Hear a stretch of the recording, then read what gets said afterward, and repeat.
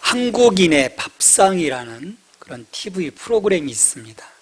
우리 최보람 씨가 이렇게 이끌어가는 그 프로그램인데 간혹 그렇게 볼 때가 있어요. 마을 사람들이 함께 모여서요, 음식도 만들고 또 이렇게 그 맛있는 음식들을 나누면서 즐거워하는 그런 모습들을 보노라면 마음이 참 따뜻해집니다. 어렸을 적 그런 생각들이 나는 거예요. 동네 사람들끼리 같이 모여서 음식을 나누고 또 같이 잔치하고, 저게 사람 사는 모습이지, 그런 생각이 들어요. 요즘 우리 주변은 점점 삭막해지고 있습니다. 제가 사는 동네만 하더라도 서로 빤히 쳐다보고 그냥 지나가요. 아마도 점점 마을 공동체는 사라지고요, 좀 그냥 어떤 그 스쳐 지나가는 그런 사이가 되어버리지 않을까. 이런 비인간화가 더욱 깊어지겠다고 생각하니까요, 이 마음이 좀 답답해집니다. 그런 염려가 들어요. 우리 사회와 교회가 예수님 말씀처럼 되어지는 것이 아닐까. 누가복음 7장 31절 32절에서 예수님 그렇게 말씀하시거든요. 또 이르시되 이 세대의 사람을 무엇으로 비유할까? 무엇과 같은가? 비유하건대 아이들이 장터에 앉아 서로 불러 이르되 우리가 너희를 향하여 피리를 불어도 너희가 춤추지 않고 우리가 곡하여도 너희가 울지 아니하였다 함과 같도다. 우리에게 회복이 필요한 거죠. 어떤 그 삭막해져가는, 서로를 향해 그 마음의 문을 닫아버리는 그런 그 상황이 아니라 회복, 우리를 묶어주시는 예수 그리스도 안에서의 회복이 필요합니다. 그러기에 사도 바울은요, 로마 교회 성도들을 향해서 이렇게 선포하고 있죠. 로마서 12장 15절 말씀 함께 읽습니다. 즐거워하는 자들과 함께 즐거워하고 우는 자들과 함께 울라. 이걸 한 단어로 표현하면 공감인 거죠. 공감. 우리가 세상에 나아가서 함께 즐거워하고 함께 울어주고 하는 이 공감이 넘칠 때 우리 세상은 참 따뜻해지지 않을까. 근데 이 일을 가로막고 있는 장벽들이 있습니다. 그건 뭐냐면 바로 구별짓기, 개인주의, 이기주의, 그런 것들이죠. 특별히 거기에서도 구별짓기, 이 구별짓기는 자신의 그 특별한 양식으로 상대방을 차별하는 거예요. 너와 나는 달라. 나는 너와 달라. 이게 굉장히 무서운 거죠. 그래서 저 사람을 차별해버리는, 소외시켜버리는. 근데 교회 역사에서도 보면 이런 그 성과 속으로 나뉘면서 교회는 세상과 함께 즐거워하고 세상과 함께 울어주는 이 모습을 사실은 너무도 상실해버렸습니다. 우리끼리 좋아하는 거예요. 쟤네들은 아니야, 나빠. 밀어버린 거예요. 그 모습을 우리는 유대 종교 지도자들에게서 찾아볼 수 있습니다. 하나님이 그들을 불러주셨을 때, 아브라함을 통해서 그들을 불러주셨을 때는 세상을 향한 복의 통로가 되도록 불러주신 거예요. 그런데 교만과 편견으로 주변을 돌아보지 않았고요, 자신들만의 거룩함에 함몰되어서 이 다가오는 새로운 하나님 나라를 거절해 버립니다.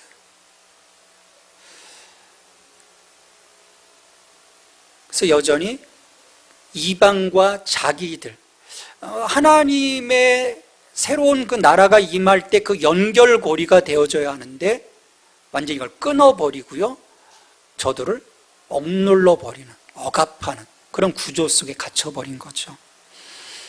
저는 그 왜곡됨이 수천 년이 지난 지금 팔레스타인 이 땅에서도 엄청난 이런 그 비극을 일으키고 있는 것이 아닐까 생각을 해봐요. 물론 오늘 이 땅의 교회와 그리스도인들도 이 문제에 있어서 자유롭지 못합니다. 저는 오늘 말씀을 통해서 이들처럼 마음이 식어가고 있는 이 교회 그리고 그리스도인들, 그 마음 속에 우리가 그 하나님 나라 그 앞에서 어떤 모습이어야 할까 함께 좀 고민하고 생각했으면 좋을 것 같습니다. 오늘 예수님이 말씀하고자 하시는 것은요, 누구에게나 하나님 나라 잔치자리에 초대의 문이 열려 있지만 그 자리에 결코 들어가지 못할 사람들도 있음을 보여주고 계시거든요. 그건 이 초대에 어떤 반응을 보였느냐의 결과에 따른 거예요. 어떻게 내가 이 초대에 반응하고 있는가, 이걸 통해서 우리가 하나님의 그 잔치자리에 그 기쁨에 참여할 수 있고, 또 그런 내가 누리는 기쁨을 또 다른 사람들과 공유할 수 있는 그 자리로 나아갈 수 있는 것, 그건 그 하나님의 그 초청 앞에 어떤 반응을 보여야 하는가, 그 문제, 그걸 예수님은 오늘 비유적으로 이제 말씀해 주고 계시죠. 지금 말씀하고 있는 대상은요, 대제사장들과 바리새인들과 장로들과 서기관들이에요. 이들에게 계속해서 지금 첫 번째 비유, 두 번째 비유 말씀하셨고, 이제 세 번째 비유로 혼인잔치의 비유에 대해서 말씀하고 계시는 거죠. 그래서 2절에 보면 천국은 마치 자기 아들을 위하여 혼인잔치를 베푼 어떤 임금과 같으니, 그러니까 천국이 어떤 왕과 같다는 그런 의미가 아니에요. 천국은 어떤 왕이 자기 아들을 위하여 베푼 혼인잔치와 같다, 그렇게 이제 보시면 되는 거예요. 그 혼인잔치에서 벌어지는 그런 그 상황을 통해서 우리가 다가오는 하나님의 나라, 킹덤 오브 헤븐을 볼 수 있다라고 하는 거죠. 자, 어떤 임금이 자기 아들을 위해서 혼인잔치를 베풀었습니다. 얼마나 많이 준비했겠어요. 자, 이 사람들 초청 명단을 또 작성을 하고요, 선택된 사람들, 그 사람들에게 종들을 보내서 혼인잔치 자리에 오라고 청합니다. 근데 임금이 초청했음에도 불구하고 이들의 태도는 참 냉담했어요. 3절에 보면 그 종들을 보내어 그 청한 사람들을 혼인잔치 자리에 오라 하였더니 오기를 싫어하거늘. 임금의 초대를 거절한다는 것은 상상할 수 없는 일인 거예요. 임금을 대적할 수 있는 힘이 있지 않느냐 어떻게 거절합니까? 이건 왕조에 대한 위험스러운 모독인 거죠. 하지만 이들이 오기를 싫어한다는 소리를 종들을 통해서 들은 왕은 은혜롭게도 그들의 거절을 참습니다. 저는 이 모습에서 우리를 참아주시는 하나님에 대한 그 자비로우심, 은혜로우심을 보게 돼요. 이들에게 다시 기회를 줘요. 거절한 이들에게 임금은 다시 종들을 보내서 풍성하게 차린 잔치자리, 내가 이렇게 준비를 했어 너희들을 위해서 여기에 와서 함께 즐거움에 참여하자라고 종들을 보내요.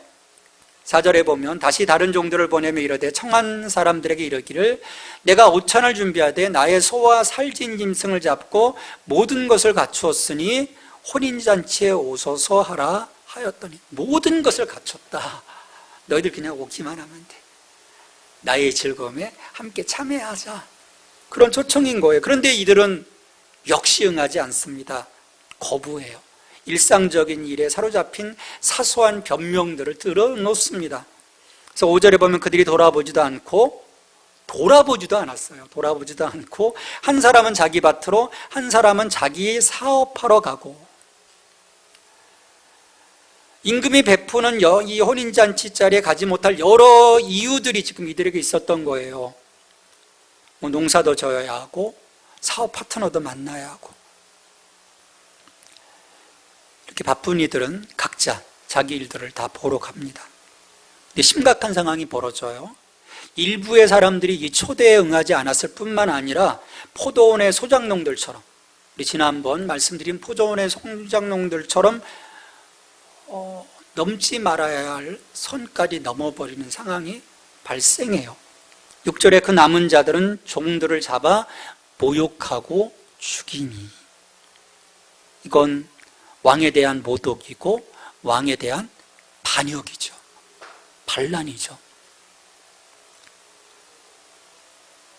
임금은 살인한 자들에게 이제는 종이 아닌 군대를 보내서 그들을 진멸해버립니다. 마을을 불살라버리죠. 여러분, 왜 이런 불행한 일이 벌어진 걸까요? 왜 저들은 거절을 했을까요?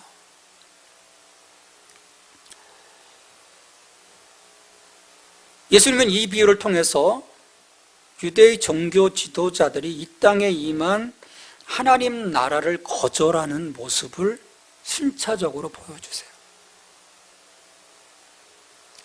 세례 요한의 회개하라, 하나님의 나라가 임했음을 선포하며 회개하라고 했을 때 그 회개를 받아들이지 않습니다. 예수님이 이 땅에 오시면서 하나님의 나라가 임하였다, 너희가 회개하여라 외쳤을 때 거절했죠. 그리고 이 사건을 통해서 곧 이어질 예수 그리스도를 죽이는 그들의 범죄의 모습을 이 비유 속에서 먼저 띄워주시는 거예요. 하나님에 대한 반역인 거죠.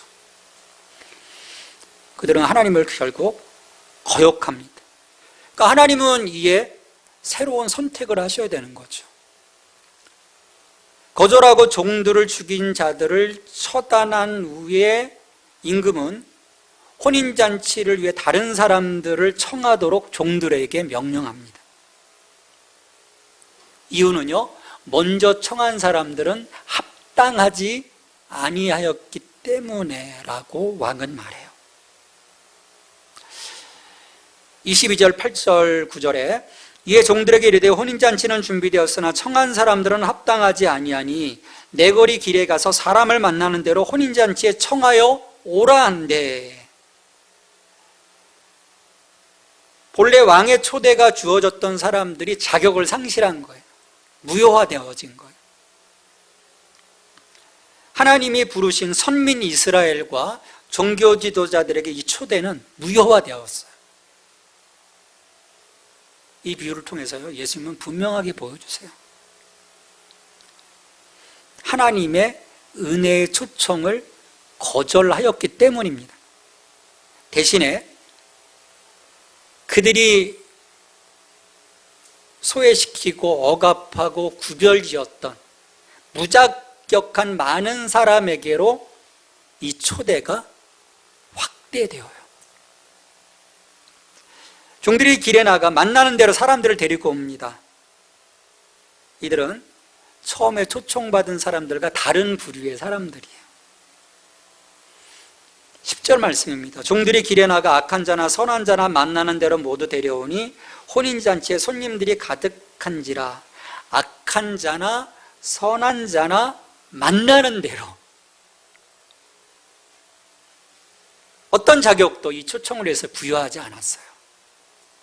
누구든지 임금이 준비한 혼인잔치에 올 수 있도록 초청했습니다. 제한적 초청에서 무제한적 초청으로 이 하나님의 나라의 축이 옮겨간 거예요. 자, 유대 종교 지도자들은 자신들의 기준에 의한 이 선악 개념이 뚜렷했어요. 자기들은 의롭고 세리와 창녀들, 병자들, 이방인들, 가난한 자들, 하나님 나라에 들어갈 수 없는 죄인들로 치부했어요. 근데 이 혼인잔치 자리는 이제 바뀐 거죠. 이 왕의 은혜로운 초대에 응한 그런 무자격한 손님들로 가득하게 되었습니다. 근데 물론 이 자리에 참여하기에는 정말 중요한 한 가지 조건이 필요했어요. 그럼 그게 뭘까요? 한 가지 조건이 있었어요. 자, 썰렁할 뻔했던 이 혼인잔치 자리가 가득하게 되었습니다. 왜? 그냥 마구 데려왔으니까요. 만나는 대로. 이제 사람들이 가득 찼으니까요. 혼인잔치의 분위기가 이제 무르익는 거죠. 이렇게 모든 잔치 자리가 준비되자 임금이 잔치에 참여하기 위해 온 손님들을 보기 위해 입장을 합니다. 흥겨운 음악이 흘러 퍼지고요. 상에는 살진 소와 양과 엄청난 음식들이 배설되어 있고요. 사람들은 왕 앞에 일어나 예를 표하죠. 근데 임금의 눈에 들어오는 한 사람이 있었어요. 딱 한 사람이 있었어요. 임금이 그에게 묻습니다. 12절 말씀이에요. 이르되 친구여 어찌하여 예복을 입지 않고 여기 들어왔느냐 하니 그가 아무 말도 못하거늘 어찌하여 예복을 입지 않고 여기 들어왔느냐. 여러분 던지는 이 질문이 좀 이상하지 않습니까? 사람들을 길에서 마구잡이로 초청해서 데리고 왔는데 예복 입을 시간이 없잖아요. 가다가 그냥 잡혀왔는데. 그럼 다른 사람들은 초청받자마자 잠깐만 나 빨리 가서 예복 입고 올게 그렇게 했을까요? 정황을 보면 모든 사람들이 길에서 그냥 혼인잔치 자리로 온 거예요. 다 동시다발적으로 다 데려온 거예요. 그리고 만나는 대로 누구든지 데려오라고 해놓고 단지 예복을 입지 않았다고 임금에 노하여 이 사람을 처리하는 과정을 보면 지금 첫 번째 혼인잔치가 틀어진 것을 모두 이 사람에게 화풀이하는 것처럼 보여요. 매우 불합리해 보일 뿐만 아니라 좀 몰지각한 그런 모습처럼 느껴집니다. 여기까지 보면 13절에서 그렇게 명령하죠. 임금이 사람들에게 말하되 그 손발을 묶어 바깥 어두운 데 내던지라 거기서 슬피 울며 이를 갈게 되리라 하니라. 아니 무슨 마른 하늘의 날벼락입니까? 그냥 데리고 와서 지금 혼인잔치 자리에 앉았는데 예복 안 입었다고 구사리 주고 그것으로 그치는 게 아니라 손발을 묶고 내던지라 어두운 가운데. 이 상황이 이러면 사람들은 이제 상상을 하는 거예요. 임금 왜 했을까? 아마도 이 사람이 혼인잔치 자리에 전혀 어울리지 않는 남루한 옷을 입고 왔을 거라고, 정말 더러운 옷을 입고 왔을 거라고, 그러니 왕이 이 잔치에 도저히 어울리지 않기에 쫓겨나는 것은 당연하다라고 상상할 수 있어요. 여러분 어떨까요? 너무 더러운 옷, 좀 야시러운 옷을 입고 왔을까요? 하지만 길을 가다가 황급히 끌려오다시피 잔치에 참여한 사람들에게 예복 운운하는 것, 이건 지금 이치에 맞지 않는 거예요. 거기다가 선한 사람이든 악한 사람이든 가리지 말고 데리고 오라고 하더니 좋은 옷을 입은 사람과 나쁜 옷을 입은 사람을 가린다는 것, 그건 더더욱 앞뒤가 맞지 않는 처사인 거예요. 이 상황을 이해하려고 하면 보편적인 것은 아닌데 특별한 어떤 고대의 그 관습을 좀 우리가 봐야 해요. 옛자료들에 따르면 우리 성경에도 그 에스더 시절이나 또 출애굽 과정에서 그런 장면들이 한 두세 군데가 나오는데, 옛자료들에 따르면 그 당시 잔치에 필요한 예복은 잔치를 주최한 쪽에서 준비하는 경우가 있었어요. 모두가 그러하지는 못했을 거예요. 이건 어떤 왕이나 그런 그 예산을 쓸 수 있는 엄청난 부자들이 그리하지 않았을까 추정을 합니다. 지금 임금의 아들 이 혼인잔치 자리에서도 첫 번째 그 고관대작들 쫙 차려입고 오면은 분위기가 그래도 싸하지 않잖아요. 근데 지금은 막 길가에서 막 데려왔단 말입니다. 어수선한 분위기예요. 이 잔치를 그렇게 하기보다는 혼인잔치를 빛내기 위해서 왕이 손님이 입을 예복을 준비했을 것이고요, 길거리에서 불려온 모든 사람들은 그 예복을 입고 이 잔치 자리에 참여했을 거예요. 오직 이 한 사람만 그 예복을 입지 않은 거예요. 그러니 임금의 눈에 금방 띄었던 거죠. 그렇게 예복을 입지 않은 사람은 아마도 이 임금이 하사한 예복 입기를 거절했을 것으로 생각합니다. 그러니까 임금이 왜 예복 입지 않았냐라고 했을 때 솔직히 아무 말도 하지 못한 거예요. 자기가 거절했으니까. 말 못하잖아요. 큰일 나잖아요. 입을 다물 수밖에 없었던 거죠. 왕이 주는 예복을 입는 것은요, 왕의 권위를 받아들인다는 표시예요. 그 점에서 조건 없이 잔치에 참여한 그들에게 단 하나의 조건은 왕이 주는 예복을 입는 겁니다. 그런데 그 옷을 입지 않았으니 왕의 권위와 호의를 거절한 거죠.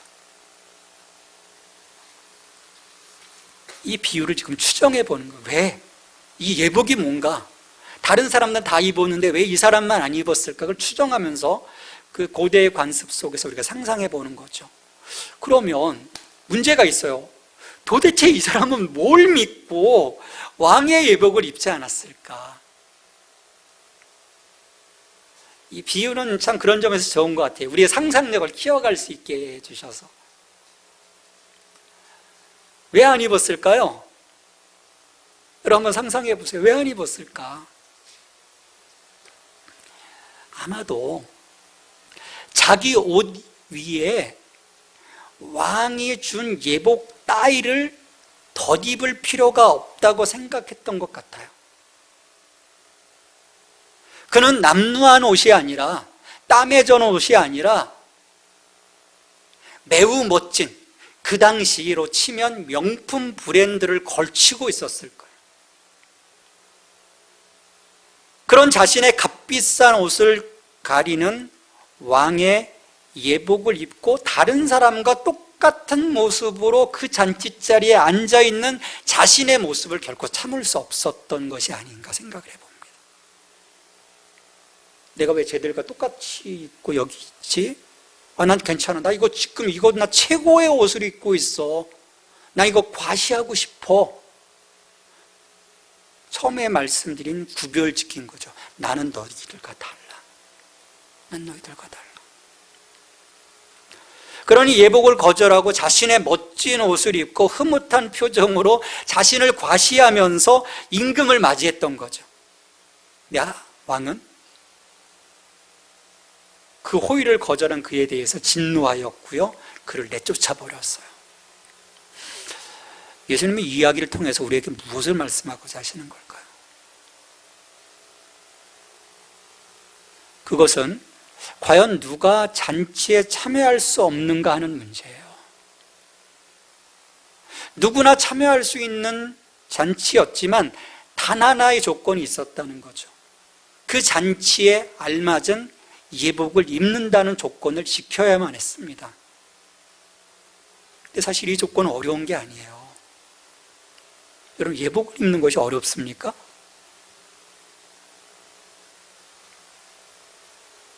왕의 종들이 주는 것을 그냥 입으면 되는 거였어요. 다른 사람들은 다 입었어요. 잔치에 참여하는 사람이 새롭게 무언가를 해야 하는 것이 아닙니다. 그저 주는 옷을 입기만 하면 되는 거예요. 근데 이 사람은 그것을 거절했던 거죠. 예수님은 이 비유 끝에 의미심장한 말씀을 하셨습니다. 22장 14절에 청함을 받은 자는 많되 택함을 입은 자는 적으니라. 청함을 받은 모든 사람이 선택되지 않음을 이야기하고 계세요. 하나님은 아들 예수 그리스도를 통해서 천국잔치로 모든 사람을 초대하신 왕이십니다. 하나님은 특권을 입은 종교 지도자들과 그들을 따르는 자들에게 초대장을 보내셨어요. 근데 그들은 거절하였고요. 그 초대를 거절한 데 대한 책임이 있습니다. 그들이 단순히 거부하였든 자기 일에 사로잡혀서 하든 적극적으로 반항하든 부적절한 개인적인 응답을 보이든 상관없이 그들은 책임을 져야 했던 거죠. 하나님이 그들을 심판하셨고 또 자기 의를 의지하려고 했던 그런 자들을 하나님은 내쫓으셨어요.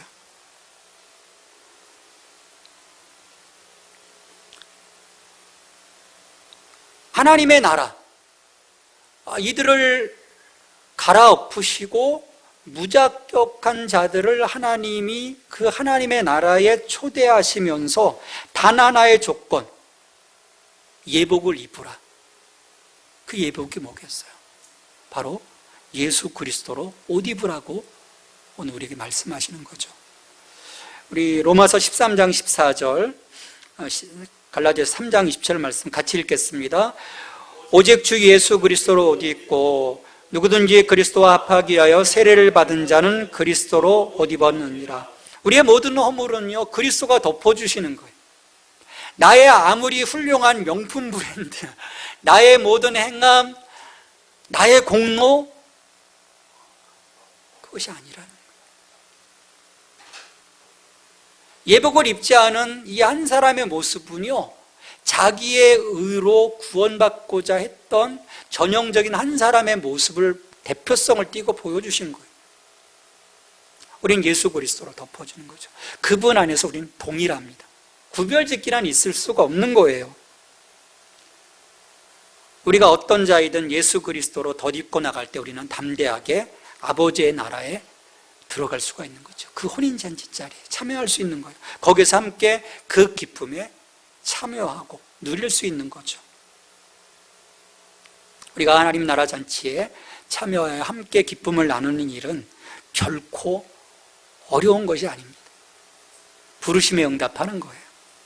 그와 함께 그리스도로 옷 입는 것입니다.